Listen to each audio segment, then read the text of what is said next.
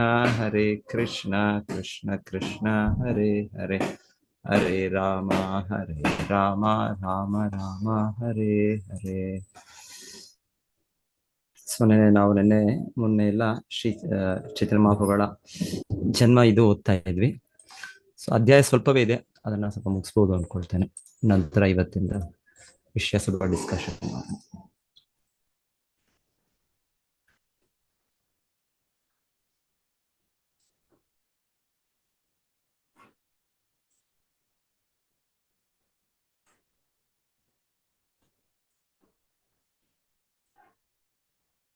Okay,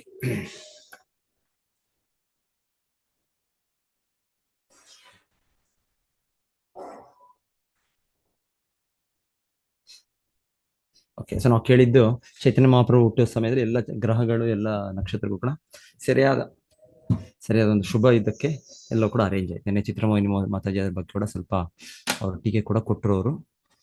so ಆ ಸಮಯದಲ್ಲಿ ಎಲ್ಲ ಭಕ್ತರು ಸೇರಿ ಹರೇ ಕೃಷ್ಣ ಮಂತ್ರವನ್ನು ಜಪಿಸುತ್ತಿದ್ದರು. ಸೊ ಇಲ್ಲಿ ಹೇಳ್ತಾ ಇದ್ದಾರೆ, ಇದನ್ನು ಪರಿಗಣಿಸಿ ಕಪ್ಪು ಗ್ರಹವಾದ ರಾಹು ಹುಣ್ಣಿಮೆಯನ್ನು ಅವತರಿಸಿದನು ಮತ್ತು ತಕ್ಷಣವೇ ಕೃಷ್ಣ ಕೃಷ್ಣ ಹರಿ ಎಂಬ ಕಂಪನಗಳು 3 ಲೋಕಗಳನ್ನು ಮುಳುಗಿಸಿದವು. ಸೊ ಇದು ಈಗಲೂ ಭಕ್ತರು ಆಚರಿಸುವುದು ಈ ರೀತಿ ಹೇಳ್ತಾ ಇದ್ದಾರೆ. ಚಂದ್ರಗ್ರಹಣ ಸೂರ್ಯಗ್ರಹಣ ಸಮಯದಲ್ಲಿ ನದಿಯ ತೀರದಲ್ಲಿ ಅಲ್ಲಿ ನಾವು ಅರ್ಧ ನಮ್ಮ ದೇಹದೊಳಗಿದ್ದು ಹಾಗೆ ಹಾಗೆ ಹರೇ ಕೃಷ್ಣ. ಸೊ ಹಾಗೆ ಹರೇ ಕೃಷ್ಣ ಮಂತ್ರವನ್ನು ನಾವು ಜಪಿಸುವುದು.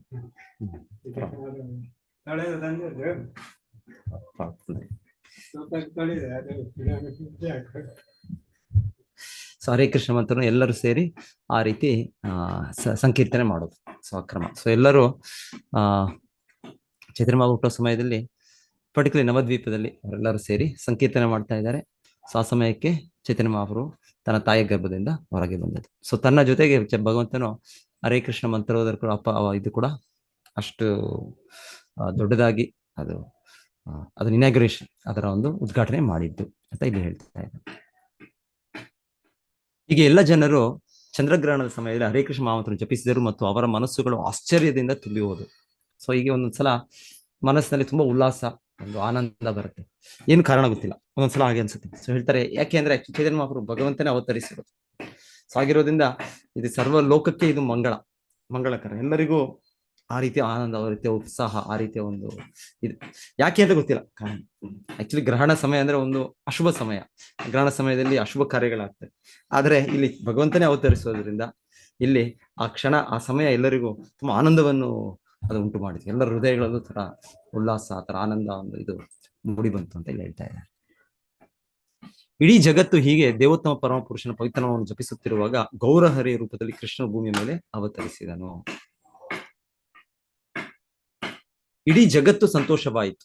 ಹಿಂದೂಗಳು ಭಗವಂತನ ಪವಿತ್ರನಾಮವನ್ನು ಜಪಿಸಿದರೆ ಇತರರು, ವಿಶೇಷವಾಗಿ ಮುಸ್ಲಿಮರು ತಮಾಷೆಯಾಗಿ ಆ ಪದಗಳನ್ನು ಅನುಕರಿಸಿದರು. ಸೊ ಇಲ್ಲಿ ಹೇಳ್ತಾ ಇದ್ದಾರೆ, ಎಲ್ಲ ವೈದಿಕ ಸಂಸ್ಕೃತಿ ಪಾಲನೆ ಮಾಡೋರು ಭಗವಂತ ನಾಮವನ್ನು ಹೇಳ್ತಾ ಇದ್ದಾರೆ. ಸೊ ಅಷ್ಟು ಗಟ್ಟಿಯಾಗಿ ಜೋರಾಗಿ ಹೇಳೋದು ನೋಡಿ, ಅದು ಬೇರೆ ಇತರ ಧರ್ಮದವರು ಅವ್ರಿಗೆ ಇದು ನಗು, ಇದೇನಿದು ಹರೇ ಕೃಷ್ಣ ಕೃಷ್ಣ ಕೃಷ್ಣ ಹರೇ ಹರೇ ಹರೇ ರಾಮ ರಾಮ ರಾಮ. ಸೊ ಆ ರೀತಿ ಒಂದು ನಗೆಯಲ್ಲಿ ಕೂಡ ಅವ್ರು ಹೇಳ್ತಾರೆ. ಸೊ ಹೇಗೋ ಅವರು ಒಂದು ತಿಳಿದು ಅವರು ಬುದ್ಧಿವಂತರಾಗಿ ಜ್ಞಾನವಂತರಾಗಿ ಭಗವಂತನ ಪ್ರಾರ್ಥಿಸುತ್ತಿದ್ದಾರೋ, ಇಲ್ಲ ಅಂದ್ರೆ ಅವರು ಒಂದು ನಕ್ಕು ಒಂದು ಇದೇನು ಹರೇ ಕೃಷ್ಣ ಹರೇ ಕೃಷ್ಣ. ಸೊ ಈಗ ಜನರು ಜೋಕ್ ಮಾಡ್ತಾರೆ. ಸೊ ಹೇಳ್ತಾರೆ, ಹಾಗೆ ಅವರು ಕೂಡ ಅದನ್ನ ಹೇಳ್ತಾ ಇದ್ರು. ಆ ರೀತಿ ಅವರು ಕೂಡ ಅದರಲ್ಲಿ ಭಾಗವಹಿಸಿದ್ರು. ಹೇಗೋ ಹರೇ ಕೃಷ್ಣ ಮಂತ್ರವನ್ನು ಹೇಳಿದ್ರು, ಭಗವಂತ ನಾಮವನ್ನು ಹೇಳಿದ್ರು ಅಂತ ಇಲ್ಲಿ ಹೇಳ್ತಾ ಇದ್ದಾರೆ. ಸೊ ಎಲ್ಲರೂ ಕೂಡ ಹೇಳ್ತಾ ಇದ್ರು ಆ ಸಮಯಕ್ಕೆ ಅಂತ ಹೇಳ್ತಾರೆ. ಯಾಕಂದ್ರೆ ಈ ತರ ಎಲ್ಲರೂ ಹೇಳ್ತಾರೆ, ಬೇರೆಯವರು ಕೂಡ ಹೇಳ್ತಾರೆ. ಎಲ್ಲ ಸಮಾಜದಲ್ಲಿ ಏನೋ ಒಂದು ತುಂಬಾ ಎಲ್ಲ ಫೇಮಸ್ ಆಗಿ ತುಂಬಾ ಇದ್ದಾರೆ, ಬೇರೆಯವರು ಕೂಡ ಅದ್ರ ಬಗ್ಗೆ ಮಾತಾಡ್ತಾರೆ, ಹೇಳ್ತಾರೆ. ಅವಾಗ ಇಂಟ್ರೆಸ್ಟ್ ಇಲ್ಲದೆ ಇರ್ಬೋದು. ಹಾಗೆ ಹರೇ ಕೃಷ್ಣ ಮಂತ್ರ ಇರು ನಮ್ಮ ವೈದಿಕ ಸಂಸ್ಕೃತಿಯವರೆಲ್ಲ ಹೇಳೋದ್ರಿಂದ ಬೇರೆ ಇತರ ಧರ್ಮದವರು ಕೂಡ ನೋಡಿ ಅವರು ಕೂಡ ಹರೇ ಕೃಷ್ಣ ಅಂತ ಹೇಳ್ತಾರೆ. ಭೂಮಿಯ ಮೇಲಿನ ಎಲ್ಲಾ ಮಹಿಳೆಯರು ಹರಿಯ ಪವಿತ್ರನಾಮವನ್ನು ಕಂಪಿಸುತ್ತಿದ್ದರೆ ಸ್ವರ್ಗೀಯ ಗ್ರಹಗಳಲ್ಲಿ ನೃತ್ಯ ಮತ್ತು ಸಂಗೀತ ನಡೆಯುತ್ತಿತ್ತು, ಏಕೆಂದರೆ ದೇವತೆಗಳು ಬಹಳ ಕುತೂಹಲದಿಂದಿದ್ದರು. ಸೊ ಇದು ಕೇವಲ ಭೂಲೋಕದಲ್ಲ, ಉನ್ನತ ಲೋಕಗಳಲ್ಲೂ ಕೂಡ ದೇವತೆಗಳು, ಅವ್ರಿಗೆ ಇದೆಲ್ಲ ಗೊತ್ತು, ಭಗವಂತನ ಅವತರಿಸೋದು ಎಲ್ಲ ಅವ್ರಿಗೆ ಗೊತ್ತು. ಸೊ ಹಾಗೆ ಅವರು ಕೂಡ ಆ ರೀತಿ ನೃತ್ಯ ಸಂಕೀರ್ತನದಲ್ಲಿ ಪಾಲ್ಗೊಂಡು. ಈ ವಾತಾವರಣದಲ್ಲಿ ಎಲ್ಲಾ 10 ದಿಕ್ಕುಗಳು ಸಂತೋಷಪಟ್ಟವು, ಹಾಗೆಯೇ ನದಿಗಳ ಅಲೆಗಳು ಸಹ ಸಂತೋಷಪಟ್ಟವು. ಇದಲ್ಲದೆ ಚಲಿಸುವ ಮತ್ತು ಚಲಿಸದ ಎಲ್ಲ ಜೀವಿಗಳು ಅಲೌಕಿಕ ಆನಂದದಿಂದ ತುಂಬಿ ಹೋದವು. ಇಲ್ಲಿ ಹೇಳ್ತಾ ಇದ್ದಾರೆ, ಎಲ್ಲ ಜೀವಿಗಳು, ಚಲಿಸದ ಚಲಿಸುವ ಎಲ್ಲ ಪ್ರಾಣಿಗಳು, ಎಲ್ಲ ಪಕ್ಷಿಗಳು, ಎಲ್ಲ ಮರ ಗಿಡಗಳು, ಅವು ಕೂಡ ಆನಂದದಲ್ಲಿ ತುಂಬಿದ್ರು ಅಂತ ಹೇಳ್ತಾರೆ. ಸೊ ಯಸ್ಮಿನ್ ತುಷ್ಟೇ ಜಗತ್ತುಷ್ಟಂ. ಭಗವಂತನ ಸಂತೃಪ್ತಿ, ಅವನು ಆನಂದಿಸಿದ್ರೆ, ಅವನು ಸಂತೋಷಗೊಂಡ್ರೆ ಎಲ್ಲರೂ ಸಂತೋಷಗೊಳ್ತಾರೆ. ಹೀಗೆ ಅವನ ಅವಿವೇಕದ ಕರುಣೆಯಿಂದ ಗೌರಹರಿ ಎಂಬ ಹುಣ್ಣಿಮೆಯು ನಾಡಿಯ ಜಿಲ್ಲೆಯಲ್ಲಿ ಉದಯಿಸಿತು. ಇದನ್ನು ಉದಯಗಿರಿಗೆ ಹೋಲಿಸಲಾಗುತ್ತದೆ. ಅಲ್ಲಿ ಸೂರ್ಯ ಮೊದಲು ಗೋಚರಿಸುತ್ತಾನೆ. ಆಕಾಶದಲ್ಲಿ ಅವನ ಉದಯವು ಪಾಪ ಜೀವನದ ಕತ್ತಲೆಯನ್ನು ಹೋಗಲಾಡಿಸಿತು. ಮತ್ತು ಹೀಗೆ 3 ಲೋಕಗಳು ಸಂತೋಷಗೊಂಡವು ಮತ್ತು ಭಗವಂತ ಪವಿತ್ರವನ್ನು ಜಪಿಸಿದವು. ಸೊ ಆ ಸಮಯದಲ್ಲಿ ಹೇಳ್ತಾರೆ, ಅದ್ವೈತ ಆಚಾರ್ಯ ಹೋಗ್ಬಿಟ್ಟು, ಅವರು ಪ್ರಾರ್ಥನೆ ಮಾಡಿದ್ದು ವಿಶೇಷವಾಗಿ ಕೃಷ್ಣನಿಗೆ ಅವತರಿಸ್ಕೊಳ್ಬೇಕು ಅಂತ. ಸೊ ಅವರು ಶಾಂತಿಪುರ ಇದು ನವದ್ವೀಪದ ಹತ್ತಿರನೇ. ಸೊ ಅವ್ರದ್ದು 2 ಮನೆಗಳಿತ್ತು ಅಂತ ಹೇಳ್ತಾರೆ, ಒಂದು ಶಾಂತಿಪುರದಲ್ಲಿ, ಒಂದು ನವದ್ವೀಪದಲ್ಲಿ. ಈಗಲೂ ನೀವು ನವದ್ವೀಪದಲ್ಲಿ ಹೋದಾಗ ಅದ್ವೈತ ಭವನ್ ಅಲ್ಲೇ ಇದೆಪ್ಪ ಹತ್ತಿರದಲ್ಲಿ. ಶಾಂತಿಪುರದಲ್ಲೂ ಕೂಡ ಅವರ ಮನೆ ಇದೆ. ಸೊ ಅಲ್ಲೂ ಕೂಡ ಭಕ್ತರಲ್ಲಿ ಹೋಗ್ತಾರೆ, ಅಲ್ಲಿ ಮಂದಿರವಿದೆ. ಅಲ್ಲಿ ಶಾಂತಿಪುರ ಫೆಸ್ಟಿವಲ್ ಅಂತ ಕೂಡ ಒಂದು ನಡೆಯುತ್ತೆ, ಅದ ಗೌರ ಪೂರ್ಣಿಮಾ ಮುಂಚೆ. ಸೊ ಎನಿವೆ, ಸೊ ಇಲ್ಲಿ ಅದ್ವೈತ ಆಚಾರ್ಯರು ಹೇಳ್ತಾರೆ, ಶಾಂತಿಪುರದಲ್ಲಿ ಅವರು ತುಂಬಾ ಆಹ್ಲಾದಕರ ಮನಸ್ಥಿತಿಯಲ್ಲಿ ನೃತ್ಯ ಮಾಡುತ್ತಿದ್ದರು. ಸೊ ಅವರನ್ನು ಸೇರ್ಕೊಂಡು ಹರಿದಾಸ್ ಠಾಕೂರರು ಕೂಡ ಅವರು ನೃತ್ಯ ಮಾಡ್ತಾರೆ. ಸೊ ಅಲ್ಲಿರೋ ಜನರಿಗೆ ಯಾಕೆ ಹೀಗೆ ಅದ್ವೈತ ಆಚಾರ್ಯರು ಮತ್ತೆ ಹರಿದಾಸ್ ಠಾಕೂರರು ಈ ತರ ವಿಶೇಷವಾಗಿ ಅಷ್ಟು ಆನಂದದಲ್ಲಿದ್ದಾರೆ, ಅವ್ರು ತಿಳಿದಿಲ್ಲ. ಅವರು ಯಾವ ಕಾರಣದಿಂದ ತಿಳಿಲ್ಲ. ಯಾವ ಕಾರಣ ಅಂದ್ರೆ ಅವ್ರಿಗೆ ಗೊತ್ತು, ಭಗವಂತನು ಈಗ ಅವತರಿಸಿದ್ದಾನೆ ಅಂತ. ಹಾಗೆ ಅವರು ಅಷ್ಟು ಆನಂದದಲ್ಲಿ ಅವರು ಸಂಕೀರ್ತನೆಯಲ್ಲಿ ತೊಡಗಿದ್ದಾರೆ, ಅದ್ವೈತ ಆಚಾರ್ಯರು, ಹರಿದಾಸ್ ಠಾಕೂರರು. ಚಂದ್ರಗ್ರಹಣವನ್ನು ನೋಡಿ ನಗುತ್ತಾ ಅದ್ವೈತ ಆಚಾರ್ಯ ಮತ್ತು ಹರಿದಾಸ್ ಠಾಕೂರರು ತಕ್ಷಣವೇ ಗಂಗಾ ನದಿಯ ದಡಕ್ಕೆ ಹೋಗಿ ಸಂಭ್ರಮದಿಂದ ನದಿ ಸ್ನಾನ ಮಾಡಿದರು. ಚಂದ್ರಗ್ರಹಣದ ಸಂದರ್ಭವನ್ನು ಸದುಪಯೋಗ ಮಾಡಿಸಿಕೊಂಡು ಅದ್ವೈತ ಆಚಾರ್ಯರು ತಮ್ಮ ಮಾನಸಿಕ ಶಕ್ತಿಯಿಂದ ಬ್ರಾಹ್ಮಣರಿಗೆ ವಿವಿಧ ರೀತಿಯ ದಾನಗಳನ್ನು ವಿತರಿಸಿದರು.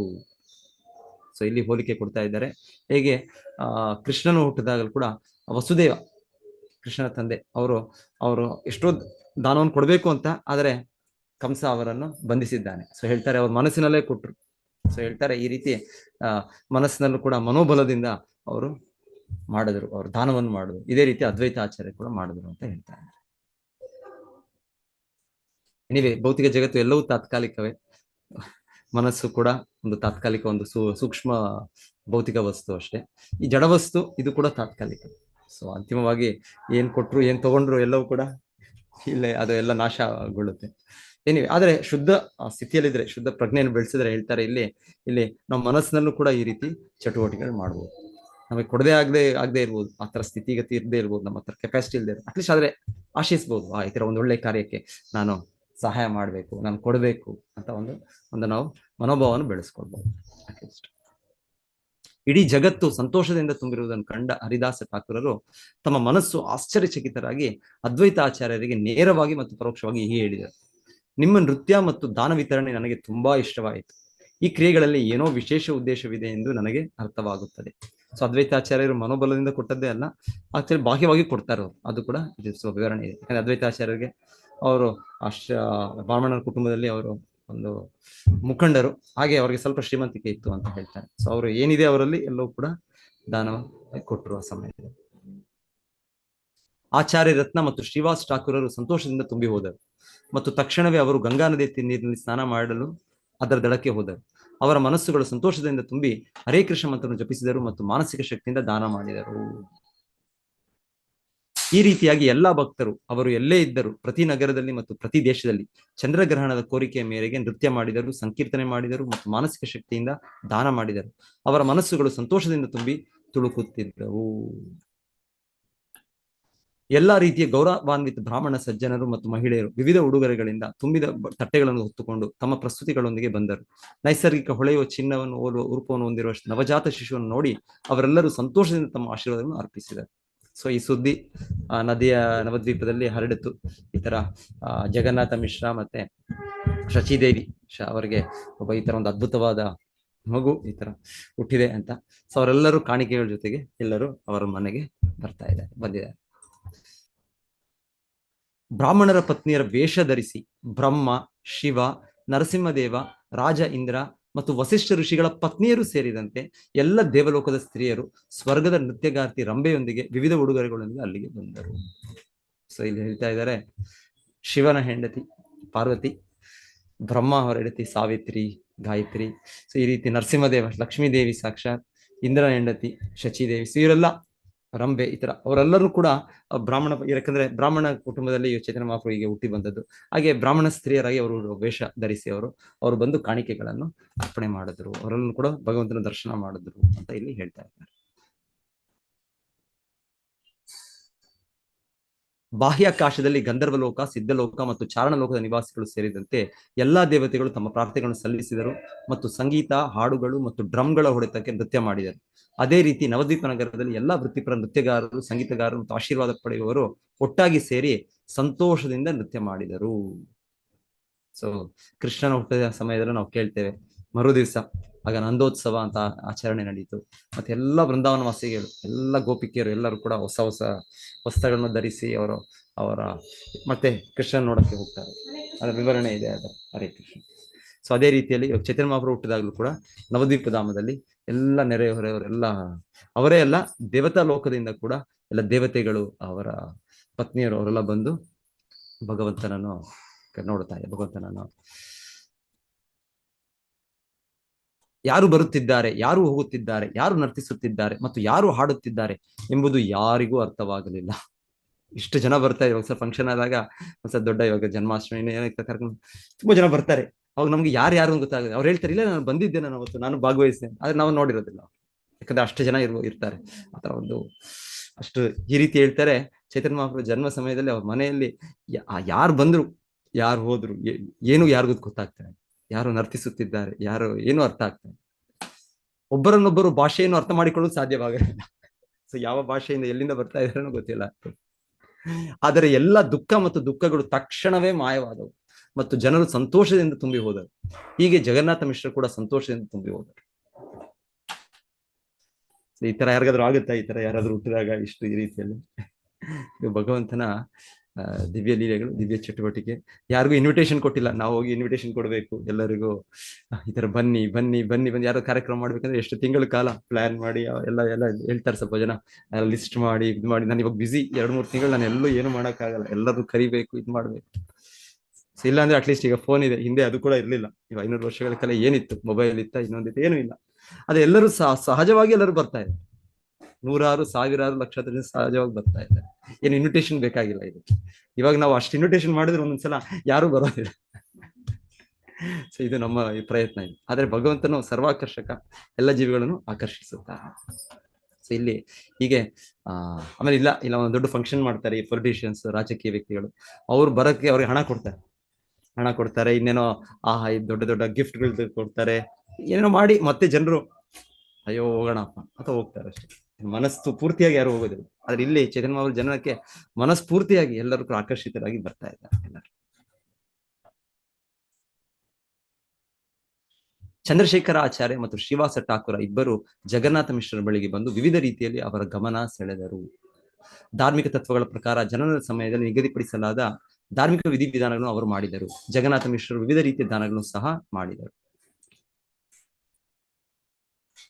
ಜಗನ್ನಾಥ ಮಿಶ್ರನು ಉಡುಗೊರೆಗಳು ಮತ್ತು ಕಾಣಿಕೆಗಳ ರೂಪದಲ್ಲಿ ಸಂಗ್ರಹಿಸಿದ ಸಂಪತ್ತು ಮತ್ತು ಅವನ ಮನೆಯಲ್ಲಿದ್ದೆಲ್ಲವನ್ನೂ ಅವನು ಬ್ರಾಹ್ಮಣರು, ವೃತ್ತಿಪರ ಗಾಯಕರು, ನರ್ತಕರು, ಭಟರು ಮತ್ತು ಬಡವರಿಗೆ ಹಂಚಿದನು. ಅವರೆಲ್ಲರಿಗೂ ದಾನವಾಗಿ ಸಂಪತ್ತನ್ನು ನೀಡುವ ಮೂಲಕ ಗೌರವಿಸಿದನು. ಸೊ ಈ ರೀತಿ ಎಲ್ಲ ಜನರು ಬರ್ತಾ ಇದ್ದಾರೆ, ಅವರು ಕಾಣಿಕೆ ಕೊಡ್ತಾ ಇದ್ದಾರೆ. ಮತ್ತೆ ಇವರು ಕೂಡ ಅವ್ರದ್ದು ಏನಿತ್ತು ಸಂಪತ್ತು ಸಂಗ್ರಹ, ಬ್ರಾಹ್ಮಣ ಅಂದ್ರೆ ಆಕ್ಚುಲಿ ಏನ್ ಸಂಗ್ರಹ ಮಾಡಿ ಅವರು ಕೊಟ್ಬಿಡ್ತಾರೆ. ಅವ್ರು ಮತ್ತೆ ಯೋಚನೆ ಮಾಡೋದಿಲ್ಲ, ಇಲ್ಲ ಮತ್ತೆ ಏನಾಗುತ್ತೆ, ಫ್ಯೂಚರ್ ಏನಾಗುತ್ತೆ, ಮತ್ತೆ ಏನು ಆ ಚಿಂತನೆ ಇಲ್ಲ. ಭಗವಂತನ ಇವತ್ತು ಕೊಟ್ಟಿದ್ದಾನೆ, ಅದ್ರ ಭಗವಂತ ಸಮಯಕ್ಕೆ ಉಪಯೋಗಿಸೋಣ, ಮತ್ತೆ ಭಗವಂತನ ಸೇವೆಯಲ್ಲಿ ತೊಡಗಿರೋರಿಗೆ ಅದಕ್ಕೆ ಕೊಡೋಣ. ಸೊ ಈ ರೀತಿ ಜಗನ್ನಾಥ ಮಿಶ್ರ ಕೂಡ ಎಲ್ಲವೂ ಕೂಡ ದಾನವಿತ್ತರು, ಹಾಗೆ ಗೌರವಿಸಿದರು ಅಂತ ಇಲ್ಲಿ ಹೇಳ್ತಾ ಇದ್ದಾರೆ. ಶ್ರೀವಾಸ ಠಾಕೂರನ ಪತ್ನಿ ಮಾಲಿನಿ, ಚಂದ್ರಶೇಖರ ಆಚಾರ್ಯ ರತ್ನನ ಪತ್ನಿ ಮತ್ತು ಇತರ ಮಹಿಳೆಯರೊಂದಿಗೆ ಸಿಂಧೂರ, ಅರಿಶಿಣ, ಎಣ್ಣೆ, ಬೇಯಿಸಿದ ಅಕ್ಕಿ, ಬಾಳೆಹಣ್ಣು ಮತ್ತು ತೆಂಗಿನಕಾಯಿ ಮುಂತಾದ ಸಾಮಗ್ರಿಗಳೊಂದಿಗೆ ಮಗುವನ್ನು ಪೂಜಿಸಲು ಬಹಳ ಸಂತೋಷದಿಂದ ಅಲ್ಲಿಗೆ ಬಂದರು. ಸೊ ಇದೆಲ್ಲ ಹೆಂಗಸರಿಗೆ ಗೊತ್ತಿರುತ್ತೆ, ಎಲ್ಲೆಲ್ಲಿ ಹೇಗೆ ಈ ತರ ಶುಭ ಕಾರ್ಯಗಳಲ್ಲಿ ಅರಿಶಿಣ, ಸಿಂಧೂರ, ಬೇಯಿಸಿದ ಅಕ್ಕಿ, ಬಾಳೆಹಣ್ಣು ಇದನ್ನೆಲ್ಲ ಶುಭ ಸಾಮಗ್ರಿಗಳು, ತೆಂಗಿನಕಾಯಿ, ಇದರಿಂದ ಅವರು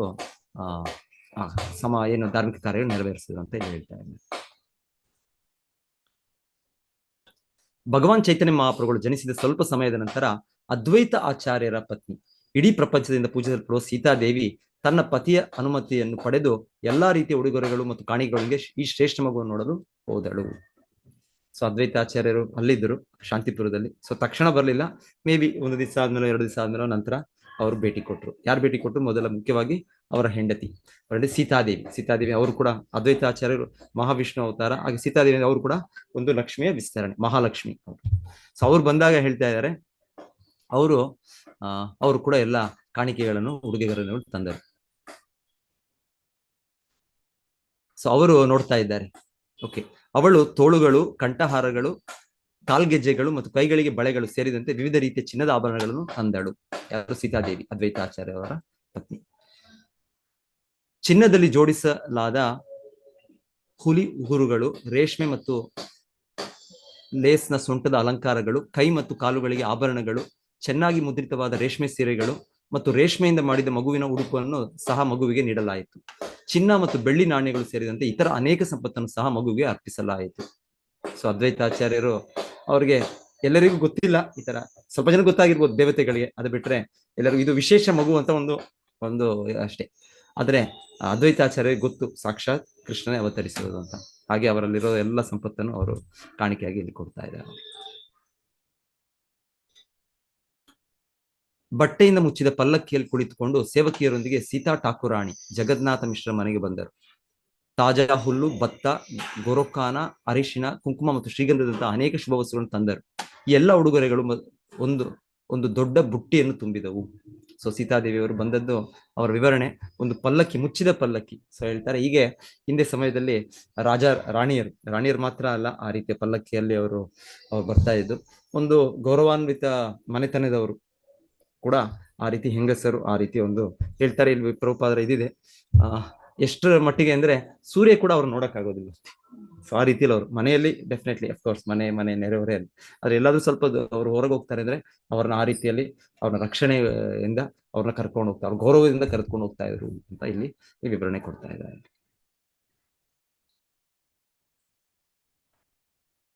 ಸೀತಾ ಠಾಕುರಾಣಿಯು ತನ್ನೊಂದಿಗೆ ಅನೇಕ ಬಗೆಯ ತಿನಿಸುಗಳು, ವಸ್ತ್ರಗಳು ಮತ್ತು ಇತರ ಉಡುಗೊರೆಗಳನ್ನು ತೆಗೆದುಕೊಂಡು ಶಚಿದೇವಿಯ ಮನೆಗೆ ಬಂದಾಗ ನವಜಾತ ಶಿಶುವನ್ನು ನೋಡಿ ಅವಳು ಆಶ್ಚರ್ಯಚಕಿತಳಾದಳು. ಏಕೆಂದರೆ ಬಣ್ಣದಲ್ಲಿನ ವ್ಯತ್ಯಾಸವನ್ನು ಹೊರತುಪಡಿಸಿ ಮಗು ನೇರವಾಗಿ ಗೋಕುಲನ ಕೃಷ್ಣನೆಂದು ಅವಳು ಮೆಚ್ಚಿಕೊಂಡಳು. ಸೊ ಅವ್ರಿಗೆ ಗೊತ್ತು, ಅವ್ರಿಗೆಲ್ಲ ಕೃಷ್ಣ ಹೇಗೆ ಕಾಣಿಸ್ತಾನೆ, ಕೃಷ್ಣ ಹೇಗಿದ್ದಾನೆ, ಅವರ ರೂಪ ಗೊತ್ತು ಅವ್ರಿಗೆ. ಸೊ ಹೇಳ್ತಾರೆ, ಈ ಮಗುವನ್ನು ನೋಡಿದಾಗ ಸೀತಾದೇವಿ ಯಾರು ಸೀತಾ ಠಾಕುರಾಣಿ, ಅದ್ವೈತಾಚಾರ್ಯರ ಪತ್ನಿ, ಅವ್ರು ಹೇಳಿದ್ದು, ಇದು ಎಕ್ಸಾಕ್ಟ್ ಕೃಷ್ಣನೇ, ಡುಪ್ಲಿಕೇಟ್ ಅಲ್ಲ, ಅದು ಎಕ್ಸಾಕ್ಟ್ ರಿಯಲ್. ಡುಪ್ಲಿಕೇಟ್ ಕೃಷ್ಣ ಅಲ್ಲ, ರಿಯಲ್ ಕೃಷ್ಣನೇ. ಅದೇ ಕೃಷ್ಣ ಅವನ ಬಣ್ಣ ಇಲ್ಲಿ ಬದಲಾಗಿದೆ ಅಷ್ಟೇ.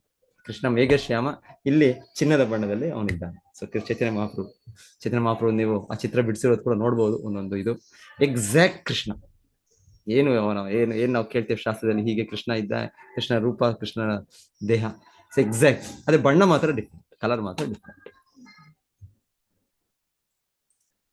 ಗೌರ ಕೃಷ್ಣ, ಅದಕ್ಕೆ ಒಂದೊಂದ್ಸಲ ಹೇಳೋದು ಕೃಷ್ಣ ಚೈತನ್ಯ ಮಹಾಪ್ರಭು ಗೌರ ಕೃಷ್ಣ, ಗೌರ ಬಣ್ಣದ ಕೃಷ್ಣ. ಮಗುವಿನ ಅಲೌಕಿಕ ದೈಹಿಕ ತೇಜಸ್ಸನ್ನು ಶುಭ ಚಿಹ್ನೆಗಳಿಂದ ತುಂಬಿದ ಮತ್ತು ಚಿನ್ನದ ರೂಪವನ್ನು ಹೋಲುವ ಅವನ ಸುಂದರವಾಗಿ ನಿರ್ಮಿಸಲಾದ ಪ್ರತಿಯೊಂದು ಅಂಗಗಳನ್ನು ನೋಡಿ ಸೀತಾ ಠಾಕುರಾಣಿ ತುಂಬಾ ಸಂತೋಷ ಪಟ್ಟಳು ಮತ್ತು ಅವಳ ಮಾತೃವಾತ್ಸಲ್ಯದಿಂದಾಗಿ ಅವಳ ಹೃದಯ ಕರಗಿದಂತೆ ಭಾಸವಾಯಿತು. ಅವಳು ನವಜಾತ ಶಿಶುವಿಗೆ ಅವನ ತಲೆಯ ಮೇಲೆ ತಾಜಾ ಹುಲ್ಲು ಮತ್ತು ಭತ್ತವನ್ನು ಇಟ್ಟು ಆಶೀರ್ವದಿಸಿದಳು ಮತ್ತು ನಿನಗೆ ದೀರ್ಘ ಆಯುಷ್ಯ ದಯಪಾಲಿಸಲಿ ಎಂದು ಹೇಳಿದಳು.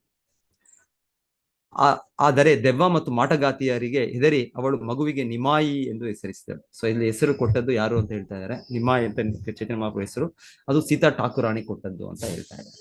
ಯಾಕೆಂದ್ರೆ ಈ ತರ ದೆವ್ವ ಇದೆಲ್ಲ ಪಿಶಾಚಿ ಈ ತರದೆಲ್ಲ ಇವೆ. ಚಿಕ್ಕ ಮಕ್ಕಳಿಗೆ ಅವರು ನೋವು ಕೊಡ್ತಾರೆ, ಒಂದ್ಸಲ ಚಿಕ್ಕ ಮಕ್ಕಳು ಅಳ್ತಾನೆ ಇರ್ತಾರೆ, ಯಾಕೆ ಅಂತ ಗೊತ್ತಾಗೋದಿಲ್ಲ ತಂದೆ ತಾಯಿರಿಗೆ. ಸೊ ಈ ರೀತಿ ಹೇಳ್ತಾರೆ. ಅದರ ರಕ್ಷಣೆಯಿಂದ ಇವರು ಡಾಕಿನಿ ಏನೋ ಬೇರೆ ಬೇರೆ ತರ ಇದ್ದಾರೆ ಪಿಶಾಚಿಗಳು. ಸೊ ಹೇಳ್ತಾರೆ, ಅವರಿಂದ ರಕ್ಷಣೆಗಳು ಪಡಿಲಿಕ್ಕೆ ಈ ಮಗುಗೆ ನಿಮಾಯ್ ಅಂದ್ರೆ ನಿಂಬ ಮರ, ನಿಮ್ ಟ್ರೀ, ಬೇವಿನ ಮರ. ಸೊ ಬೇವಿನ ಮರ ಇದ್ರೆ ಹೇಳ್ತಾರೆ ಇದೆಲ್ಲವೂ ಬರೋದಿಲ್ಲ ಅಂತ ಕೂಡ ಹೇಳ್ತಾರೆ. ಹಾಗೆ ಅವನ ಹೆಸರು ಕೂಡ ನಿಮಾಯ್ ಅಂತ ಹೇಳ್ತಾರೆ. ಚೈತನ್ಯ ಹುಟ್ಟಿದ್ದು ಕೂಡ ಒಂದು ಬೇವಿನ ಮರದ ಕೆಳಗೆ, ಆ ನೀಮ್ ಟ್ರೀ, ಅದಕ್ಕೆ ನಿಮಾಯ್ ಅಂತ ಹೆಸರು ಕೂಡ ಅವ್ರಿಗೆ ಕೊಟ್ಟದ್ದು ಒಂದು ರೀತಿ, ಅದು ಕೂಡ ಕೇಳ್ತೇವೆ ನಾವು.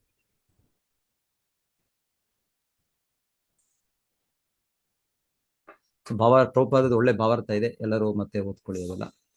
ತಾಯಿ ಮತ್ತು ಮಗ ಸ್ನಾನ ಮಾಡಿ ಮಾತೃತ್ವ ಮನೆಯಿಂದ ಹೊರಡುವ ದಿನ, ಓಕೆ, ಮೆಟರ್ನಿಟಿ ಹೋಮ್. ಸೊ ಹಿಂದೆ ಪ್ರಭುಪಾದರಲ್ಲಿ ಹೇಳ್ತಾ ಇದ್ದಾರೆ, ಹಿಂದೆ ಪ್ರತಿ ಮನೆಯಲ್ಲೂ ಒಂದು ವಿಶೇಷವಾದ ಮನೆ ಇರ್ತಾ ಇತ್ತು, ಎಲ್ಲಿ ಆ ಗರ್ಭವನ್ನು, ತಾಯಿ ಮಗುವನ್ನು ಪಡೆಯೋದು.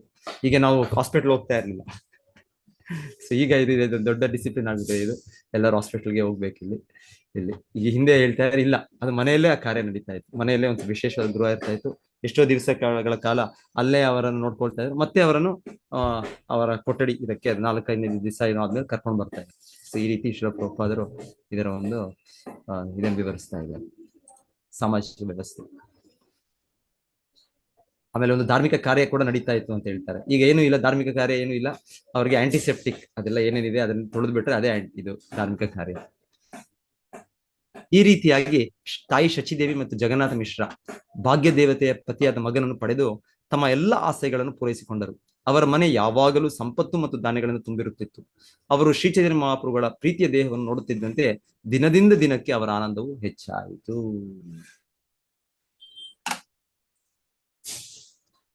ಜಗನ್ನಾಥ ಮಿಶ್ರ ಒಬ್ಬ ಆದರ್ಶ ವೈಷ್ಣವ. ಅವರು ಶಾಂತಿಯುತ, ಇಂದ್ರಿಯ ತೃಪ್ತಿಯಲ್ಲಿ ಸಂಯಮ, ಶುದ್ಧ ಮತ್ತು ನಿಯಂತ್ರಿತರಾಗಿದ್ದರು. ಆದ್ದರಿಂದ ಅವರಿಗೆ ಭೌತಿಕ ಐಶ್ವರ್ಯವನ್ನು ಅನುಭವಿಸುವ ಬಯಕೆ ಇರಲಿಲ್ಲ. ತನ್ನ ಅಲೌಕಿಕ ಮಗನ ಪ್ರಭಾವದಿಂದ ಬಂದ ಹಣವನ್ನೆಲ್ಲ ಅದನ್ನು ಅವರು ವಿಷ್ಣುವಿನ ತೃಪ್ತಿಗಾಗಿ ಬ್ರಾಹ್ಮಣರಿಗೆ ದಾನ ಮಾಡಿದರು. ಭಗವಾನ್ ಚೈತನ್ಯ ಮಹಾಪ್ರಭುಗಳ ಜನ್ಮ ಲಕ್ಷಣವನ್ನು ಲೆಕ್ಕ ಹಾಕಿದ ನಂತರ ನೀಲಂಬರ ಚಕ್ರವರ್ತಿಯು ಖಾಸಗಿಯಾಗಿ ಜಗನ್ನಾಥ ಮಿಶ್ರರಿಗೆ ಮಗುವಿನ ದೇಹ ಮತ್ತು ಜನಲಕ್ಷಣ ಎರಡರಲ್ಲೂ ಮಹಾನ್ ವ್ಯಕ್ತಿತ್ವದ ಎಲ್ಲಾ ವಿಭಿನ್ನ ಲಕ್ಷಣಗಳು ಕಂಡಿದ್ದೇನೆ ಎಂದು ಹೇಳಿದನು. ಹೀಗಾಗಿ ಭವಿಷ್ಯದಲ್ಲಿ ಈ ಮಗು 3 ಲೋಕಗಳನ್ನು ಬಿಡುಗಡೆ ಮಾಡುತ್ತದೆ ಎಂದು ಅವನಿಗೆ ಅರ್ಥವಾಯಿತು. ಸೊ ಅವರು ದೊಡ್ಡ ಪಂಡಿತರು, ಜ್ಯೋತಿಷ್ಯರು. ಸೊ ಹಾಗೆ ಅವರು ಹೇಳ್ತಾ ಇರೋದು, ಇವರು ದೊಡ್ಡ ಮಹಾನ್ ವ್ಯಕ್ತಿ, ಎಲ್ಲ 3 ಲೋಕಗಳನ್ನು ಉದ್ಧರಿಸುತ್ತಾರೆ ಅಂತ ಅವರು ಭವಿಷ್ಯವನ್ನು ಹೇಳಿದರು. ಈ ರೀತಿಯಾಗಿ ಭಗವಾನ್ ಚೈತನ್ಯ ಮಹಾಪ್ರಭುಗಳು ತಮ್ಮ ಅವಿವೇಕ ಕರುಣೆ, ಕಾರಣವಿಲ್ಲದ ಕರುಣೆ, ಅಹೈತುಕಿ, ಯಾವ ಕಾರಣ ಇಲ್ಲ, ಭಗವಂತ ನಮಗೆ ಕರುಣೆ ಕೊಡಬೇಕು ಅಂತ ಬೇಕಾಗಿಲ್ಲ, ಆದ್ರೆ ಸಹಜವಾಗಿ ಭಗವಂತನು ಕರುಣಾಮಯಿ. ಅವನ ಅಪರಿಮಿತ ಕರುಣೆಯಿಂದ ಶಚಿದೇವಿಯ ಮನೆಗೆ ಆಗಮಿಸಿದರು. ತಮ್ಮ ಜನ್ಮದ ಈ ವೃತ್ತಾಂತವನ್ನು ಕೇಳುವ ಯಾರಿಗಾದರೂ ಶ್ರೀ ಚೈತನ್ಯರು ತುಂಬಾ ಕರುಣಮಯಿ ಆಗುತ್ತಾರೆ ಮತ್ತು ಅಂತಹ ವ್ಯಕ್ತಿಯು ಭಗವಂತನ ಪಾದಕಮಲಗಳನ್ನು ಪಡೆಯುತ್ತಾನೆ. ಐಚೆ ಪ್ರಭು ಶಾಚಿಗರೆ ಕೃಪಯ ಕೈಲ ಅವತಾರೆ ಏ ಇಹ ಕರೆಯೇ ಶ್ರವಣ ಗೌರವ ಪ್ರಭು ದಯಾಮಯ ತಾನ್ರೇ ಹಯನ ಸದಯ ಸೇಪಾಯ ತಾನ್ಹಾರ ಚರಣ. ಸೊ ಹೇಳ್ತಾರೆ, ಈ ರೀತಿ ಚೈತನ್ಯ ಚರಿತಾಮೃತಕಾರರು ನಮಗೆ ಆಶೀರ್ವದಿಸುತ್ತಿದ್ದಾರೆ. ಭಗವಂತನ ಈ ಆವಿರ್ಭಾವ, ಅವನ ಜನ್ಮ, ಇದನ್ನು ನಾವು ಕೇಳಿದ್ರೆ, ಆ ಶ್ರವಣ ಮಾಡಿದ್ರೆ ಚೈತನ್ಯ ಮಹಾಪ್ರಭು ನಮಗೆ ಕರುಣೆಯನ್ನು ತೋರಿಸ್ತಾರೆ. ನಾವು ಭಗವಂತನ ಪಾದ ಕಮಲಗಳನ್ನು ಆಶ್ರಯವನ್ನು ಪಡೆಯುತ್ತೇವೆ ಅಂತ ನಮಗೆ ಅವರು ಆಶೀರ್ವದಿಸಿದ್ದಾರೆ. ಮಾನವ ದೇಹವನ್ನು ಪಡೆದರೂ ಶ್ರೀ ಚೈತನ್ಯ ಮಹಾಪ್ರಭುಗಳ ಆರಾಧನೆಯನ್ನು ಸ್ವೀಕರಿಸದ ಯಾರಾದರೂ ತಮ್ಮ ಅವಕಾಶದಲ್ಲಿ ಗೊಂದಲಕ್ಕೊಳಗಾಗುತ್ತಾರೆ. ಅಮೃತ ಧ್ವನಿ ಭಕ್ತಿ ಸೇವೆ ಅಮೃತದ ಹರಿಯುವ ನದಿ. ಮಾನವ ದೇಹವನ್ನು ಪಡೆದ ನಂತರ ಅಂತಹ ನದಿಯ ನೀರಿನ ಬದಲು ಭೌತಿಕ ಸಂತೋಷದ ವಿಷದ ಗುಂಡಿಯ ನೀರನ್ನು ಕುಡಿದರೆ ಅವನು ಬದುಕದೆ ಬಹಳ ಹಿಂದೆಯೇ ಸತ್ತಿದ್ದರೆ ಉತ್ತಮ. ಸೊ ಇದು ದೊಡ್ಡ ಭಾವಾರ್ಥ ಇದೆ. ಹೇಳ್ತಾ ಇದ್ದಾರೆ, ಮಾನವ ಜನ್ಮ ಸಿಕ್ಕಿದೆ, ನಾವು ಚೈತನ್ಯ ಮಹಾಪ್ರಭುಗಳು ಅಷ್ಟು ಕರುಣಾಮಯ ಅವತಾರ. ಸೊ ಅವರನ್ನು ಗುರುತಿಸದೆ ನಾವು ಅವರ ಆಶ್ರಯ ಪಡೆಯದೆ ನಾವು ಭೌತಿಕ ಸುಖದಲ್ಲೇ ಇದ್ರಲ್ಲಿ ನಾವು ತನ್ಮಯರಾದ್ರೆ, ಹೇಳ್ತಾ ಇದ್ದಾರೆ ನಾವು ಯಾವಾಗಲೂ ಹಿಂದೆ ಸತ್ತಿದ್ದರೇನೆ ಒಳ್ಳೇದಾಗ್ತಾ ಇತ್ತು. ಹಾಗೆ ಬಹಳ ಶ್ಲೋಕಗಳು ಹೇಳ್ತಾ ಇದ್ದಾರೆ ಇಲ್ಲಿ, ಬೇರೆ ಬೇರೆ ಆಚಾರ್ಯರ ಟೀಕೆ ಇದೆ. ಅವರು ಹೇಗೆ ಮಾನವ ಜನ್ಮ ಏಕೈಕ ಕಾರಣ, ನಾವು ಜನ್ಮ ಸಾರ್ಥಕ ಮಾಡ್ಕೊಳ್ಳೋದು, ನಾವು ಭಗವಂತನ ನಮ್ಮ ನಿತ್ಯ ಸಂಬಂಧ ಸ್ಥಾಪಿಸಿಕೊಳ್ಳೋದು. ಸೊ ಅದಕ್ಕೆ ಉದ್ದೇಶವಾಗಿ ಭಗವಂತನ ಅವತರಿಸಿದ್ದಾನೆ ಶ್ರೀ ಚೈತನ್ಯ ಮಹಾಪ್ರಭು. ಸೊ ಅವರ ಮಾರ್ಗವನ್ನು ನಾವು ಅನುಸರಿಸಬೇಕು. ನಾವು ಮಾಡ್ಲಿಲ್ಲ ಅಂದ್ರೆ ಬೆಟರ್, ನಾವು ಸಾಯೋದು ಬೆಟರ್, ಯಾವಾಗ್ಲೂ ಜೀವನ ತ್ಯಜಿಸಿದ್ರೆ ಬೆಟರ್ ಅಂತ ಇದೆ. ಮನುಷ್ಯ ಜನ್ಮ ಪಾಯ ರಾಧಾಕೃಷ್ಣ ನಾ ಬಜಿಯ ಜಾನಿಯ ಶೂನ್ಯ ವಿಷಕಾಯ ಹೇಳ್ತಾರೆ. ಮನುಷ್ಯ ಜನ್ಮ ಸಿಕ್ಕಿದೆ, ಆದ್ರೆ ನಾವು ರಾಧಾಕೃಷ್ಣನ ಪೂಜಿಸಲಿಲ್ಲ ಅಂದ್ರೆ ನಾವು ತಿಳಿದಿದ್ದು ಕೂಡ ನಾವು ವಿಷವನ್ನು ತೆಗೆದುಕೊಂಡ. ಸೊ ಒಂದೊಂದ್ಸಲ ಯಾರಾದ್ರೂ ವಿಷ ಕೊಟ್ಬಿಡ್ಬೋದು ಶತ್ರುಗಳು. ಆದ್ರೆ ಒಮ್ಮೊಮ್ಮೆ ಸ್ವಯಂ ಒಬ್ಬರು ಆತ್ಮಹತ್ಯೆ ಮಾಡ್ಕೊಳ್ಳೋಕೆ ಏನೋ ಒಂದು ವಿಷವನ್ನು ತಗೊಳ್ತಾರೆ. ಸೊ ಆ ರೀತಿಯೆಲ್ಲ ಹೇಳ್ತಾರೆ. ಈ ರೀತಿ ನಾವು ಮಾನವ ಜನ್ಮದಲ್ಲಿ ಕೃಷ್ಣ ಬುದ್ಧಿ ಕೊಟ್ಟಿದ್ದಾನೆ, ಬುದ್ಧಿಯನ್ನು ಸ್ವಲ್ಪ ವಿಶ್ಲೇಷಣೆ ಮಾಡಿದ್ರೆ ಅರ್ಥ ಆಗ್ಬಿಡುತ್ತೆ. ಓ, ನಾನು ಈ ದೇಹ ಅಲ್ಲ, ನಾನು ಆತ್ಮ, ಈ ಭಗವಂತನು ಇದ್ದಾನೆ, ಸೊ ನಾನು ಅವನಿಗೆ ಅಧೀನನು, ನಾನು ಅವನ ಸೇವೆ ಮಾಡಬೇಕು. ಇದೇನು ದೊಡ್ಡ ಬುದ್ಧಿ, ದೊಡ್ಡ ಜ್ಞಾನ ಬೇಡ. ಸ್ವಲ್ಪ ನಾವು ಚಿಂತನೆ ಮಾಡಿದ್ರೆ, ಸ್ವಲ್ಪ ಶಾಂತಿಯುತ ಇದನ್ನು ಮಾಡಿದ್ರೆ ಗೊತ್ತಾಗುತ್ತೆ. ಆದ್ರೆ ಅದನ್ನು ಉಪಯೋಗಿಸಿದೆ ನಾವು ನಮ್ಮ ಬುದ್ಧಿಯನ್ನು, ನಮ್ಮ ಮನಸ್ಸನ್ನು, ನಮ್ಮ ಎಲ್ಲವನ್ನು ಬೇರೆ ಹಿಂದೆ ಸುಖದಲ್ಲಿ ನಾವು ತೊಡಗಿಸಿದ್ರೆ, ಹೇಳ್ತಾರೆ ರಾಧಾಕೃಷ್ಣ ಪೂಜಿಸಲಿಲ್ಲ ಅಂದ್ರೆ ಜಾನಿಯ ಶೂನ್ಯ ವಿಷಕ. ನಾವು ಆ ಇದು ವಿಷವನ್ನು ಕುಡಿದ ಏನಾಗುತ್ತೆ? ಸಾಯ್ತೇವೆ ಅಷ್ಟೇ. ಸೊ ಹಾಗೆ ನಾವು ಈಗ ನಾವು ವಿಷವನ್ನೇ ಕುಡಿತಾ ನಾವು ಸಾಯ್ತಾ ಇದೆ. ಅವಾಗಲೇ ಸತ್ಬಿಟ್ಟಿದೆ ಒಂದ್ ರೀತಿ ಸತ್ತ ಹಾಗೆ ನಾವು, ನಮ್ಮ ಮೃತ ದೇಹವೇ ನಾವು. ಅಪ್ರಾಣಸ್ಯ ಇದೇನಸ್ಯ ಮಂಡನಂ ಲೋಕರಂಜನ. ಸೊ ಇದು ಪ್ರಾಣ ಇಲ್ಲದೆ ಇರೋ ದೇಹ ತರ. ಇದ್ರ ವಿವರಣೆ ಇನ್ನ ಬಹಳ ಚೆನ್ನಾಗಿದೆ. ಓಕೆ, ಇಷ್ಟಕ್ಕೆ ಈ ಅಧ್ಯಾಯ ಆಯ್ತು. ಸೊ ಇವತ್ತಿನ ಶ್ಲೋಕ ನಾವು ಕೇಳಿದ್ದು ಪೃಥು ಮಹಾರಾಜರದು. ಸೊ ಪೃಥು ಮಹಾರಾಜರು ಅವರ ಗುಣಗಾನ ಮಾಡ್ತಾ ಇದ್ದಾರೆ. ಇವರು ಆ ಋಷಿಗಳು, ಆ ಬ್ರಾಹ್ಮಣರು ಅವರು ಹೇಳಿದ ಇದ್ರ ಮೇಲೆ ಮೊದಲಿಗೆ ಅವರು ಸ್ವೀಕರಿಸಲಿಲ್ಲ. ಬೇಡ, ಇನ್ನ ಅದ್ರಲ್ಲಿ ತೋರಿಸಿಲ್ಲ, ಇನ್ನ ವ್ಯಕ್ತಪಡಿಸಿಲ್ಲ ನನ್ನ ಈ ಚಟುವಟಿಕೆಗಳು, ಹಾಗಾಗಿ ನೀವು ಸುಮ್ಮನೆ ನನ್ನ ಗುಣಗಾನ ಮಾಡ್ತಾ ಇದ್ರೆ ಅಂತ ಅವ್ರು ಹೇಳಿದ್ರು. ಆದ್ರೂ ಕೂಡ ಆ ಋಷಿಮುನಿಗಳು, ಬ್ರಾಹ್ಮಣರು, ಇಲ್ಲ ಇದು ಸಾಮಾನ್ಯ ವ್ಯಕ್ತಿ ಅಲ್ಲ, ಅವರ ನಮ್ರ ಭಾವದಿಂದ ಹೀಗೆ ಹೇಳ್ತಾ ಇದ್ದಾರೆ. ಇವರಿಗೆ ತೋರಿಸಲಿಲ್ಲ ಅಂದ್ರೂ ಕೂಡ ಅವರ ವ್ಯಕ್ತಿತ್ವ ಹಾಗೆ. ಪೃಥು ಮಹಾರಾಜರು ನಿತ್ಯವಾಗಿ ಭಗವಂತನ ಶುದ್ಧ ಭಕ್ತರು. ಸೊ ಈಗ ನಮಗೆ ಈ ಭೌತಿಕ ಜಗತ್ತಿನಲ್ಲಿ ಈಗ ಒಂದು ಸ್ವಲ್ಪ ಸಮಯಕ್ಕೆ ಅವ್ರು ಕಾಣಿಸ್ಕೊಳ್ಬಹುದು, ಅವರ ಅಲೌಕಿಕ ಚಟುವಟಿಕೆ ತೋರಿಸ್ಬೋದು. ಆದ್ರೆ ಇದಿಲ್ಲ ಅಂದ್ರು ನಿತ್ಯವಾಗಿ ಅವರು ಶುದ್ಧ ಭಕ್ತರೆ. ಈಗ ಶಿಲಾ ಪ್ರಭುಪಾದರು ನಮಗೆ ಈಗ ಕಾಣಿಸ್ಕೊಳ್ಳುವಾಗ 100 ವರ್ಷನೋ ಅವ್ರ 70 ವರ್ಷನೋ ಬಂದಾಗ ಅವ್ರ ಅಲೌಕಿಕ ಚಟುವಟಿಕೆ ಕಾಣುತ್ತೆ. ಅಷ್ಟು ಮಾತ್ರಕ್ಕೆ ಅವರು ಅಷ್ಟೇ ಅಲ್ಲ, ಅವ್ರ ಚಟುವಟಿಕೆ ಅವ್ರು ನಿತ್ಯವಾಗಿ ಅವ್ರು ಹಾಗೆ ಇದ್ದಾರೆ. ಅವರ ಹಿಂದಿನ ಜನ್ಮ ಅರ್ಜುನ ಶುದ್ಧ ಭಕ್ತರು, ಹನುಮಾನ್, ಆಂಜನೇಯ. ಸೊ ಅವರು ವ್ಯಕ್ತಪಡಿಸಿದ ಸ್ವಲ್ಪ ಸಮಯಕ್ಕೆ ಮಾತ್ರ ಅಲ್ಲ, ಅವ್ರು ನಿತ್ಯವಾಗಿ ಹಾಗೆ ಅವರ ದಿವ್ಯ ಗುಣಗಳಿವೆ.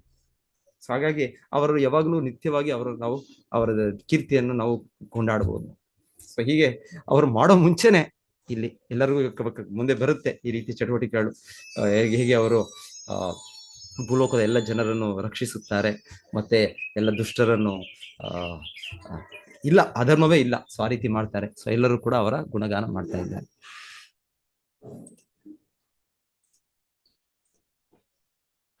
ಎಸ್. ಸೊ ಇಲ್ಲಿ 26ನೇ ಶ್ಲೋಕದಲ್ಲಿ ಪೃಥು ಮಹಾರಾಜನ ಪರಾಕ್ರಮಯುತ ಕಾರ್ಯಗಳು ಲೋಕದ ಜನಕ್ಕೆ ತಿಳಿಯುತ್ತಿದ್ದಂತೆ ಮಹಾರಾಜನು ಸದಾ ತನ್ನ ವಿಶಿಷ್ಟ ಪರಾಕ್ರಮಯುತ ಕಾರ್ಯಗಳ ಬಗ್ಗೆ ಹೊಗಳಿಕೆ ಮಾತುಗಳು ಕೇಳುತ್ತಿರುತ್ತಾನೆ. ಇದು ಸಹಜ. ಸೊ ಹೇಳ್ತಾರೆ, ಆರ್ಟಿಫಿಷಿಯಲ್ ಆಗಿ ಏನು ಮಾಡೋದು ಬೇಡ. ಆರ್ಟಿಫಿಷಿಯಲ್ ಆಗಿ ಇವಾಗ ಸೂರ್ಯ ಉದಯ ಆದ್ಮೇಲೆ ಸೂರ್ಯನ ಕವರ್ ಮಾಡೋಕ್ಕಾಗುತ್ತೆ, ಸೂರ್ಯ ಅದು ಕಾಣಿಸ್ಕೊಳ್ಳುತ್ತೆ, ಎಷ್ಟೇ ಮಾಡಿದ್ರು ಸೂರ್ಯ ಇದೆ ಅದು. ಆ ರೀತಿ ಒಬ್ಬ ವ್ಯಕ್ತಿ, ಒಬ್ಬ ನಿಜವಾದ ಪ್ರಸಿದ್ಧ ವ್ಯಕ್ತಿ, ಶುದ್ಧ ಭಕ್ತರಂದ್ರೆ ಅದು ಚೈತನ್ಯ ಮಹಾಪ್ರಭುಗೆ ಪ್ರಶ್ನೆ ಮಾಡಿದ್ದು ಯಾರು? ಚೈತನ್ಯ ಮಹಾಪ್ರಭುಗೆ ಪ್ರಶ್ನೆ ಮಾಡ್ತಾರೆ ರಾಮಾನಂದ ರಾಯ್ಗೆ, who is the most famous man? ಯಾರು ಇದರಲ್ಲಿ ವಿಶ್ವದಲ್ಲಿ ತುಂಬಾ ಪ್ರಸಿದ್ಧವಾದ ವ್ಯಕ್ತಿ? ಸೊ ನಾವು ಅನ್ಕೊಂಡ್ರೆ ಈಗ ಯಾರಪ್ಪ ತುಂಬಾ ಪ್ರಸಿದ್ಧವಾದ ವ್ಯಕ್ತಿ? ಯಾರೋ ರಾಜಕೀಯ ವ್ಯಕ್ತಿ ಇರ್ಬೋದು. ನಮಗೀಗ ಅನ್ಸೋದೇನು, ನ್ಯೂಸ್ ಪೇಪರ್ ಅಲ್ಲಿ ಬರುತ್ತೆ, ಟಿವಿಯಲ್ಲಿ ಬರುತ್ತೆ, ಅವ್ರು ಪ್ರಸಿದ್ಧವಾದ ವ್ಯಕ್ತಿ ಬರ್ತಾಗ್ತಾರೆ. ಇಲ್ಲ ಅಂದ್ರೆ ಫಿಲಿಂ ಸ್ಟಾರು, ಸ್ಪೋರ್ಟ್ಸ್ ಸ್ಟಾರು, ಇವರೆಲ್ಲ ತುಂಬಾ ಪ್ರಸಿದ್ಧವಾದ ವ್ಯಕ್ತಿಗಳಾಗ್ತಾರೆ. ಸೊ ನಾವು ಇವರು ಪ್ರಸಿದ್ಧವಾದ ವ್ಯಕ್ತಿಗಳಂತೇವೆ. ಇಲ್ಲ, ಇವರೆಲ್ಲರೂ ಕೂಡ ಈ ತರ ಎಷ್ಟೋ ಜನ ಹಿಂದೆ ಸಾವಿರಾರು ಲಕ್ಷಾಂತರ ಸ್ಪೋರ್ಟ್ಸ್ ಸ್ಟಾರ್ಗಳು, ಫಿಲಿಂ ಸ್ಟಾರ್ಗಳು, ಇನ್ನ ರಾಜಕೀಯ ವ್ಯಕ್ತಿಗಳು ಬಂದು ಹೋದ್ರು. ಆದ್ರೆ ಯಾರು ಅವ್ರ ಬಗ್ಗೆ ತಿಳಿದ? ಸಾವಿರಾರು ಲಕ್ಷಾಂತರ ಮಂದಿ ಬಂದರು. ಎಲ್ಲೋ ಒಂದೊಂದು ಆ ಚರಿತ್ರೆ ಪುಸ್ತಕಗಳಿಗೆ ಕೇಳ್ತೇವೆ, ಓ ಈ ತರ ಯಾರೋ ಅಲೆಕ್ಸಾಂಡರ್ ಅಂತ ಯಾರೋ ಇದ್ರು, ಯಾರೋ ಇನ್ನೊಬ್ಬ ವ್ಯಕ್ತಿ ಜೂಲಿಯಸ್ ಸೀಸರ್ ಯಾರೋ ಇದ್ರು, ಇನ್ನೊಬ್ರು ಈ ತರ ಕೇಳ್ತೇವೆ ಅಷ್ಟೇ. ಆದ್ರೆ ಅವ್ರ ಬಗ್ಗೆ ಅಷ್ಟೇ, ಅದು ಕೂಡ ಇನ್ ಸ್ವಲ್ಪ ವರ್ಷಗಳಂದ್ರೆ ಅದು ಕೂಡ ಹೋಗ್ಬಿಡುತ್ತೆ, ಅದು ಕೂಡ ಮರ್ತೋಗ್ಬಿಡುತ್ತೆ. ಆದ್ರೆ ಯಾರೋ ಭಕ್ತರಾದ್ರೆ ಹೇಳ್ತಾರೆ ಅವರ ಕೀರ್ತಿ ಅದು ಶಾಶ್ವತವಾಗಿದೆ. ಶಾಶ್ವತ ಕೀರ್ತಿ. ಆಂಜನೇಯ, ಹನುಮಾನ್ ಅವರ ಚಟುವಟಿಕೆ ಯಾವಾಗ ಆಗಿದ್ದು? ಅದು ಆಗಿದ್ದು ರಾಮಾಯಣ ಲೆಕ್ಕಾಚಾರದಲ್ಲಿ ನೋಡಿದ್ರೆ ಅದು ಲಕ್ಷ ವರ್ಷಗಳ ಹಿಂದೆ. ಈ ತ್ರೇತಾಯುಗ ಅಲ್ಲ, ನಾವೀಗಿರೋ ದ್ವಾಪರ ಯುಗ, ಕಲಿಯುಗ. ಇದರ ಹಿಂದೆ ದ್ವಾಪರ ಯುಗ, ಕಲಿಯುಗ, ತ್ರೇತಾಯುಗ, ಸತ್ಯಯುಗ. ನಾವು 28ನೇ ಯುಗ ಚಕ್ರದಲ್ಲಿದ್ದೇವೆ. ಅದ್ ಹೇಳೋದು ಇದು 24 23 ಯಾವಾಗ ಆ ಸಮಯದಲ್ಲಿ, ಆ ತ್ರೇತಾಯುಗದಲ್ಲಿ ರಾಮನು ಅವತರಿಸಿದ್ರು. ಅಷ್ಟು ವರ್ಷಗಳ ಹಿಂದೆ ಶ್ರೀ ಆಂಜನೇಯ, ಹನುಮಾನ್ ಅವರು ಅಷ್ಟು ಪ್ರಸಿದ್ಧಿ. ಅವ್ರು ಮಾಡಿದ್ದು ಲಂಕವನ್ನು ಭಸ್ಮ ಮಾಡಿದ್ದು, ಇನ್ನೊಂದು ಮಾಡಿದ್ದು, ಈಗಲೂ ಕೂಡ ನಾವು ಅದನ್ನ ಗುಣಗಾನ ಮಾಡಿ, ಯಾಕಂದ್ರೆ ಅದು ನಿಜವಾದ ಕೀರ್ತಿ. ಸೊ ಭಕ್ತರ ಕೀರ್ತಿ ಅದು ನಿಜವಾದ ಕೀರ್ತಿ. ಹಾಗೆ ತರ ಇಲ್ಲಿ ಪೃಥು ಮಹಾರಾಜರ ಇದು ಕೂಡ ಹೇಳ್ತಾ ಇದ್ದಾರೆ, ಇದು ಶಾಶ್ವತವಾಗಿ ಇದು ಹೊಗಳಿಕೆ. ಇವಾಗ ಹೇಳ್ತಾರೆ, ಇಲ್ಲ ಅಂದ್ರೆ ವ್ಯಕ್ತಿಯು ಕೃತಕವಾಗಿ ತನ್ನನ್ನು ಕುರಿತು ತಾನೇ ಪ್ರಚಾರ ಮಾಡಿಕೊಂಡು ಪ್ರಸಿದ್ಧಿ ಪಡೆದೆಂದುಕೊಂಡು ಒಂದು ಬಗೆಯ ಅಹಂಕಾರ ಅಂತ ಹೇಳ್ತಾರೆ. ಇವಾಗ ಅಮೆರಿಕನ್ ಅಧ್ಯಕ್ಷರನ್ನು ನ್ಯೂಸಲ್ಲಿ ಕೇಳ್ತೇವೆ ತಮಗೆ ನೊಬೆಲ್ ಪ್ರೈಸ್ ಸಿಗಬೇಕು ಅಂತ. ನೊಬೆಲ್ ಪ್ರೈಸ್ ಸಿಗ್ಲಿಲ್ಲ, ಹಾಗೆ ಯಾರು ನೊಬೆಲ್ ಪ್ರೈಸ್ ಸಿಕ್ಕಿದವರು ಅವ್ರು ಬಂದು ಅವ್ರಿಗೆ ಕಾಣಿಕೆ ಕೊಟ್ಟರು, ಇದೆಲ್ಲ ಕೇಳ್ತೇವೆ. ಅಂದ್ರೆ ಜನರಿಗೆ ಅವ್ರು ಮಾಡಿದ ಕಾರ್ಯದ ಅಹಂಕಾರ, ಅವ್ರ ಈ ತರ ಅವರು ಪ್ರಸಿದ್ಧಿಯನ್ನು ಪಡೆಯಬೇಕು, ತಾತ್ಕಾಲಿಕ ಪ್ರಪಂಚ. ಆದ್ರೆ ತಾತ್ಕಾಲಿಕ ಪ್ರಪಂಚದಲ್ಲಿ ಅವರಿಗೆ ಈ ರೀತಿಯ ಒಂದು ಅವ್ರು ಮಾಡಿದ ಕಾರ್ಯ, ಅವ್ರು ಏನು ಮಾಡಿದ್ರು ಅವ್ರ ಸ್ವಂತ ಅವರು ಇಂದ್ರಿಯಸ್ಕೋಸ್ಕರ ಮಾಡ್ತಾರೆ ಅಷ್ಟೇ. ಆದ್ರೂ ಕೂಡ ಅವ್ರಿಗೆ ಇದು ಕೀರ್ತಿ ಬೇಕು. ಇದೆಲ್ಲ ಉಳಿಯೋದಿಲ್ಲ. ನಿಜವಾದ ಕೀರ್ತಿ ಅಂದ್ರೆ ಭಗವಂತನ ಸೇವೆ ಮಾಡೋ ಶುದ್ಧ ಭಕ್ತರಿಗೋ, ಇಲ್ಲದ್ರೆ ಭಗವಂತನದು ನಿಜವಾದ ಕೀರ್ತಿ. ಭಗವಂತನ ಐಶ್ವರ್ಯಸ್ಯ ಸಮಗ್ರಸ್ಯ ವೀರ್ಯಸ್ಯ ಯಶಸ್ಸ ಶ್ರಿಯ, ಅವನ ಕೀರ್ತಿ ಯಾವಾಗಲೂ ಇದೆ, ಭಗವಂತನ ಕೀರ್ತಿ ಯಾವಾಗಲೂ ಇದೆ. ಸೊ ಮತ್ತೆ ಹೇಳ್ತಾ ಇದ್ದಾರೆ ನೆಕ್ಸ್ಟ್ ಶ್ಲೋಕದಲ್ಲಿ, ಪೃಥು ಮಹಾರಾಜರ ಆಳ್ವಿಕೆ ಹೇಗಿತ್ತು ಅಂದ್ರೆ ಅವರ ಪ್ರಜೆಗಳಿಗೆ ಯಾವ ಒಂದು ಕ್ಲೇಶವೂ ಇರಲಿಲ್ಲ. ಆಚಾರ್ಯ ಪ್ರಭುಪಾದರು ಧರ್ಮರಾಜ ಯುಧಿಷ್ಠಿರರ ಬಗ್ಗೆ ಕೂಡ ಅದೇ ಹೇಳ್ತಾರೆ. ಸೊ ಅವ್ರ ಸಮಯದಲ್ಲಿ ಯಾರಿಗೂ ಬಿಸಿಲು ಇಲ್ಲ, ಇಲ್ಲ ನಮಗೆ ಫ್ಯಾನ್ ಬೇಕು, ಇಲ್ಲ AC ಬೇಕು, ಇಲ್ಲ ಅಂದ್ರೆ ನಮಗೆ ತುಂಬಾ ಚಳಿ ಆದಾಗ ಗೀಸರ್ ಬೇಕು, ಇದೆಲ್ಲ ನಮ್ಗೆ ಎಷ್ಟೊಂದು ಇದಿದೆ. ಅದು ಹೇಳ್ತಾರೆ ಈ ತರ ಯಾವ್ದು ಅವಶ್ಯಕತೆ ಇಲ್ಲ. ರಾಜನು ಅಷ್ಟು ಧಾರ್ಮಿಕವಾಗಿದ್ದಾನೆ ಅಂದ್ರೆ ಅವನ ಆಶ್ರಯದಲ್ಲಿ ಎಲ್ಲರೂ ಕೂಡ ಅಷ್ಟು ಧರ್ಮವನ್ನು ಪಾಲನೆ ಮಾಡ್ತಾರೆ ಅಂದ್ರೆ ನಮಗೆ ಈ ರೀತಿಯ ಇಲ್ಲವೇ ಇಲ್ಲ.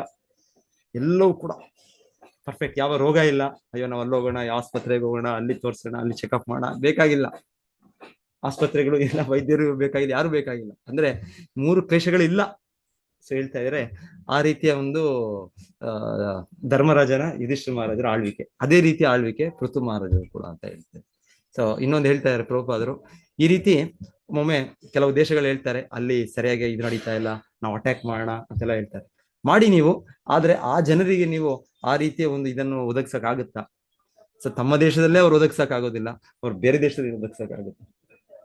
ಯಾವ ದೇಶದಲ್ಲೂ ಕೂಡ ಎಲ್ಲರೂ ಕೂಡ ಎಂತ ಶ್ರೀಮಂತ ದೇಶಗಳಲ್ಲೂ ಕೂಡ ಅಲ್ಲೂ ಕೂಡ ಎಷ್ಟೋ ಕಷ್ಟಗಳಿದೆ, ಅಲ್ಲೂ ಎಷ್ಟೋ 3 ಆದಿ ದೈವಿಕ, ಆದಿ ಭೌತಿಕ, ಆಧ್ಯಾತ್ಮಿಕ ಕ್ಲೇಶಗಳಿದೆ. ಸೊ ಹಾಗೆ ಇರುವಾಗ ಅವ್ರು ಬೇರೆ ದೇಶಗಳನ್ನು ಪ್ರವಾಕ್ರಮ ಮಾಡಿ ಏನ್ ಮಾಡ್ತಾರೆ ಅವ್ರು? ಸೊ ಇದೆಲ್ಲ ಸ್ವಂತ ನಮ್ಮ ಒಂದು ಇದಷ್ಟೇ, ನಮ್ಮ ಅಹಂಕಾರದಿಂದ ನಾವು ಒಂದು ದೇಶ ಇನ್ನೊಂದು ದೇಶವನ್ನು ಇದು ಮಾಡೋದು ಅಷ್ಟೇ. ಸೊ ಏನಿದೆ, ಸೊ ಇಲ್ಲಿ ಬಹಳ ಕಲಿಯ ವಿಷಯಗಳಿವೆ. ಸೊ ಪೃಥು ಮಹಾರಾಜನ ಕಾಲದಲ್ಲಿ ಹೇಳ್ತಾ ಇರೋದು, ರಾಜರಾದವರು ವರ್ಣಾಶ್ರಮ ಧರ್ಮವನ್ನು ಸ್ಥಾಪಿಸ್ತಾರೆ. ಸೊ ವರ್ಣಾಶ್ರಮ ಧರ್ಮ ಸ್ಥಾಪಿಸಿ ಆ ಜನರು ಎಲ್ಲರೂ ಭಕ್ತಿ ಯುತ ಚಟುವಟಿಕೆಗಳು ತೊಡಗಿದ್ರೆ ಅವಾಗ ಈ ಕ್ಲೇಶಗಳು ಇರೋದಿಲ್ಲ. ಸೊ ಇದು ರಾಮರಾಜ್ಯವಾಗುತ್ತೆ, ಇದು ವೈಕುಂಠವಾಗುತ್ತೆ. ಈ ಭೌತಿಕ ಜಗತ್ತು ಎಲ್ಲಿ ನಾವು ಭಗವಂತನನ್ನು ಎಲ್ಲರೂ ಕೂಡ ಆಶ್ರಯಿಸಿದರೆ ಇಲ್ಲಿ ಇದು ವೈಕುಂಠ ಜಗತ್ತೇ ಆಗುತ್ತೆ. ಇಲ್ಲಿ ಯಾವ ನಮ್ಮ ಕ್ಲೇಶಗಳು ಯಾಕೆ ಬರುತ್ತೆ? ಜೈಲಲ್ಲಿ ಯಾಕೆ ಹಾಕ್ತಾರೆ? ಯಾಕೆ ನಾವೇನೋ ತಪ್ಪುಗಳು ಮಾಡಿದ್ರಿಗೆ ಹಾಕ್ತಾರೆ ಜೈಲಲ್ಲಿ, ಅಲ್ಲಿ ಹಾಕಿ ಅಲ್ಲಿ ಏನಾದ್ರು ಶಿಕ್ಷೆಗಳು ಕೊಡ್ತಾರೆ.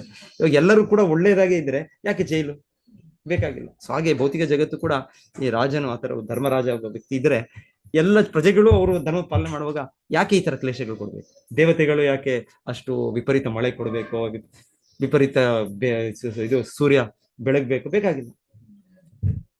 ಸೊ ಯಾವುದು ಕೂಡ ಕ್ಲೇಶಗಳು ಇರೋದಿಲ್ಲ ಅಂತ ಇಲ್ಲಿ ಹೇಳ್ತಾ ಇದ್ದಾರೆ. ಸೊ ಇದರ ಡೀಟೇಲ್ ಮತ್ತೆ ಮುಂದೆ ಅಧ್ಯಾಯದಲ್ಲಿ ನೋಡೋಣ. ಪೃಥು ಮಹಾರಾಜರು ಮಾಡೋ ಚಟುವಟಿಕೆಗಳು ಕೇಳೋಣ. ಹರೇ ಕೃಷ್ಣ. ಎಲ್ಲರಿಗೂ ಧನ್ಯವಾದಗಳು. ಹರೇ ಕೃಷ್ಣ.